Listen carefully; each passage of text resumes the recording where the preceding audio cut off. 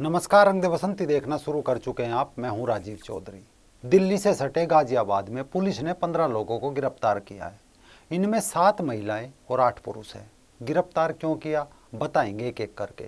साथ ही ये भी बताएंगे कि कैसे एक कथित भगवान को अलग अलग रूप में भारत में बेचा जा रहा है। ये जो 15 लोग पकड़े गए हैं इन्हें आप सेल्समैन भी कह सकते हैं, जो चुपचाप नफरत, अंधविश्वास और एक भगवान को बेच रहे थे।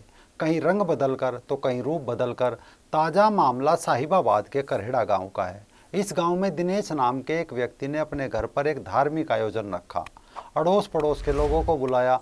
लोग सोच रहे थे कि भजन होंगे, कीर्तन होगी, आरती गाई जाएगी, लेकिन वहां जाकर देखा तो हिंदू देवी देवताओं का अपमान और जीसस का गुणगान चल रहा था। स्थानीय लोगों को पैसे का प्रलोभन देकर मतांतरण की बात की जा रही थी। प्रार्थना के दौरान सभी लोगों को ईसाई पंथ की विशेषताएं आदि भी बताई जा रही थी। ईसाई पंथ में आने पर उन लोगों को करोड़पति होने के सपने भी दिखाए जा रहे थे, यानी तुम हिंदू हो तो गरीब हो, ईसाई बन जाओगे तो करोड़पति हो जाओगे। लोगों को अपने पंथ में जोड़ने का काम चल रहा था। सुभाष चंद्र नाम के एक युवक को समझने में देर न लगी कि ये तो ईसाइयत के सेल्समैन है जो भीड़ जमा करके ईसाइयत के फायदे बेच रहे हैं। सुभाष चंद्र ने चुपके से पुलिस को फोन किया। पुलिस आई, 7 महिला सहित 15 लोगों को गिरफ्तार किया। पुलिस ने इस दौरान ईसाई पंथ से संबंधित पुस्तकें, जीसस के चित्र सहित अन्य सामान भी बरामद किया। ऐसी खबरें आपको हर रोज सुनने को मिलती होगी। अखबारों के कोनों में ऐसी छोटी छोटी खबरें छपती रहती है। सोशल मीडिया पर भी ये न्यूज़ आ ही जाती है, लेकिन लोग ज़्यादा ध्यान नहीं देते। जैसे धीरे धीरे शिरडी वाले बाबा को स्वीकार कर लिया, ऐसे ही एक दिन जीसस को भी स्वीकार कर लेंगे, उसे भी मंदिर में बैठा देंगे। लेकिन कभी आपने सोचा है कि ईसाइयत के गैंग धर्मांतरण के लिए मुस्लिम इलाकों में क्यों नहीं जाते, उनका मतांतरण क्यों नहीं कराते? आखिर ये लोग क्यों हिंदुओं की बस्ती, कॉलोनी, गाँव में जाते हैं और अपनी संख्या बढ़ाते हैं? दरअसल हो क्या रहा है, आप इसे समझे। सोशल मीडिया पर हिंदू राष्ट्र लिख देने से, बड़ी बड़ी सभाओं में भारत बनेगा हिंदू राष्ट्र का जयकारा लगा देने से भारत हिंदू राष्ट्र नहीं बनेगा। कैसे बनेगा? हर रोज हिंदुओं के बीच से मजहबी गैंग से लेकर बौद्ध हो या ईसाई सब फसल काटने में लगे हैं। जब ये सारी फसल काट लेंगे तब भारत कौन सा राष्ट्र बनेगा, आप बखूबी अंदाज़ा लगा सकते हैं। इसीलिए अवेयरनेस बहुत ज़रूरी है। पहले खुद समझना है, फिर दूसरों को समझाना है। आपने देखा होगा ईसाई लोग जहाँ भी जाते हैं बड़े तरीके से जीसस को वहाँ के स्थानीय देवी देवताओं के बीच सेट कर देते हैं। भारत में भी ये लोग जीसस को भगवान श्री कृष्ण के समकक्ष बैठा रहे हैं, भगवान शिव के साथ उसे जोड़ रहे हैं। अपनी माता मरियम को ये लोग भारतीय देवियों के बीच उन्हीं की तरह की वेशभूषा पहनाकर पेश कर रहे हैं। एक छोटे से उदाहरण से आप इस खेल को समझिए। कुछ सालों पहले अरब के देशों ने कोका कोला का बहिष्कार किया। उन्होंने कोका कोला पीना छोड़ दिया, ये कहकर कि पश्चिमी पेय पदार्थ है। तो कोका कोला ने बोतल का रैपर बदल दिया और मार्केट में उसे मक्का कोला के नाम से भेज दिया। फिर अरब के देश मज़े से मक्का कोला पीने लगे। ठीक इसी तरह इन लोगों ने अलग अलग रंग रूप से जीसस को मार्केट में उतार दिया है। यानी अफ्रीकी जीसस ब्लैक रंग का है तो कोरियन जीसस कोरिया के लोगों के रंग रूप की बनावट का है।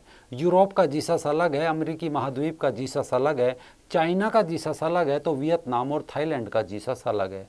ऐसे ही इन लोगों ने भारत में भी राज्यों की वेशभूषा और पहनावा रंग रूप के अनुसार जीसस और मरियम को धर्म के बाजार में उतार दिया है, ताकि लोगों को लगे कि ये तो हमारे भारतीय स्थानीय देवी देवता है। आप मरियम की ये मूर्ति देखिए, ये झारखंड की मरियम है। ठीक वहाँ के आदिवासियों की तरह साड़ी पहने दिखाया गया है। झारखंड, छत्तीसगढ़, मध्य प्रदेश आदि जगह तो अब माता मरियम के मंदिर तक भी इन लोगों ने बना दिए हैं। एक आम गरीब आदिवासी जो प्रतिमा में भगवान खोजता है वो नहीं समझ पाता ये कौन है, और धीरे धीरे ये लोग अपनी संख्या बढ़ाते हैं। जब इनकी संख्या बढ़ जाती है तो पहले समाज को प्रभावित करते हैं, फिर उस देश की मूल संस्कृति और धर्म को मिटाते हैं, राजनीति में दखल देते हैं। जब इनका वोट सत्ता को प्रभावित करने लगता है तो राजनेता भी वोट पाने के लिए अपने मत का परिवर्तन कर लेते हैं, क्योंकि वे धर्म के बाजार में नहीं है, वो तो सत्ता के बाजार में है।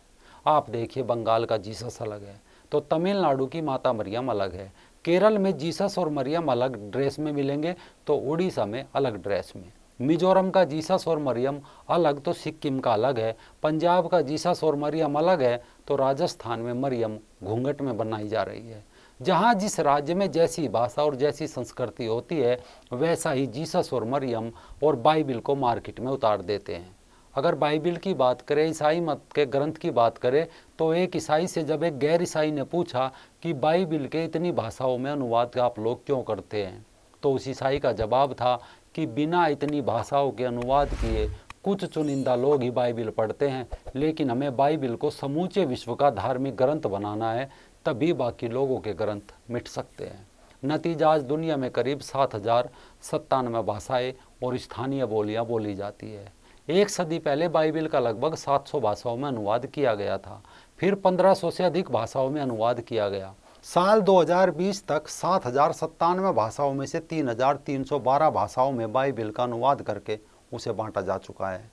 दुनिया में बाइबिल को घर घर पहुंचाने का दावा करने वाले अंतर्राष्ट्रीय संगठन वाइक्लिफ एसोसिएट का कहना है कि हमारे अनुवादकों का एक दल केवल कुछ महीने में अलग अलग भाषाओं में बाइबिल का अनुवाद कर सकता है। इसी संगठन का कहना है कि जल्दी ही हम 700 से अधिक देशों में 7000 से अधिक भाषाओं में अनुवादित बाइबिल को उतार देंगे। ये कोई मैं डर नहीं दिखा रहा, बल्कि सच्चाई का वो आईना है जिसे हिंदू धर्मगुरु मंडलेश्वर महामंडलेश्वर अखाड़े आश्रम देखना ही नहीं चाहते। क्योंकि अगर बात करें तो गीता का दुनिया भर में 75 से अधिक भाषाओं में अनुवाद किया गया है, लेकिन इसमें ज़्यादा खुश होने की ज़रूरत नहीं है, क्योंकि अगर गीता का 75 से अधिक भाषाओं में अनुवाद किया गया है तो इसमें इस्कॉन वालों की अलग गीता है, गोरखपुर प्रेस की अलग गीता है, ओशो का गीता दर्शन अलग है। इसी तरह अन्य तमाम छोटे बड़े हिंदू संगठन और ट्रस्टों और कथावाचकों की अपनी अलग अलग गीता है। बाकी योगीराज श्री कृष्ण जी द्वारा बोले गए श्लोक वाली शुद्ध गीता का सार कहीं कहीं देखने और पढ़ने को मिलता है, तो अनुवाद की एक रूपता का तो सवाल ही नहीं उठता। इसके अलावा सनातन संस्कृति की आत्मा और परमात्मा की आवाज़ कहे जाने वाले 4 वेदों की हम बात करें तो विश्व के सबसे प्राचीनतम ग्रंथ को सिवाय अंग्रेजी भाषा के छोड़कर अन्य सभी भारतीय भाषाओं में बहुत कम उपलब्ध है। सिर्फ हिंदी, संस्कृत, अंग्रेजी, मराठी, गुजराती समेत मात्र 6 भाषाओं के भाष्य उपलब्ध है।